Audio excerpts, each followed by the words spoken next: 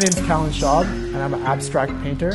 I live in Montreal, Canada, and I'm here to show you my world. So my work is super colorful, very based in like natural phenomenon of motion. Basically, a good way to explain it is I have various contraptions, that like mechanical apparatuses that manipulate paint in various natural ways.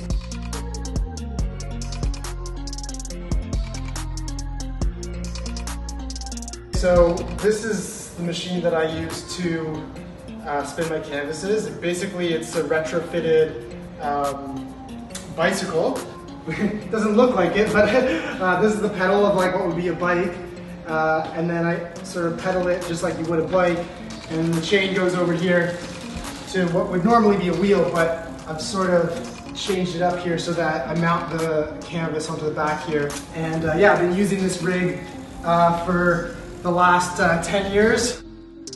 Color plays a super important role in I think, emotion. And so that's why I use so much color, is because I'm trying to let you navigate the waters of, you know, your own emotion and your own feeling. And then in that way, the work hopefully becomes like a mirror to your own soul. People are always curious, like, you know, what do you do other than painting? I don't do anything other than paint. That's all I do. I care about it that much. I found my passion, I found my purpose, and so I'm hitting it as hard as I can. But sometimes I need a little fresh air, so I always kind of wanted to run away to the circus, and so I ride a unicycle, and that's like a way that I can just sort of check out. I mean, there's a lot of setup.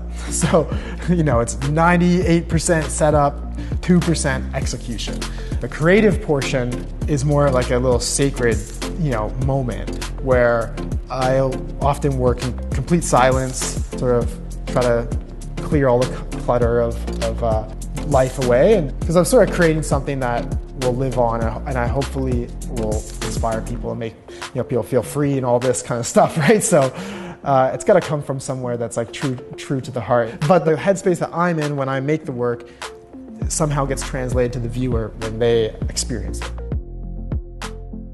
And so when I started, I was just so in awe of like, not the final result, but just the experience. And I was like, this is experiential, like this is awesome. And I was doing it just in the school, and people would gather around and start filming it. I'd never filmed my work before. I'd never done a live performance before, but it sort of lent itself to that medium. And for years, I sort of did projects like that where I would just go do something for free in the street. And it reminds me of like when I started doing this type of painting for the first time. It's like, oh yeah, that's the spark. And so I sort of harvest that like good emotion of like, it could be like a kid or an adult or something, and they're just like, wow, never seen anything like this before. And so that's exciting for me because it reminds me of why I started. So by being able to share that experience with people and that vulnerability of creation and destruction and that sort of judgment-free space that I'm trying to create with my art, hopefully to inspire people. And just the act of doing that is kind of a creative force for me.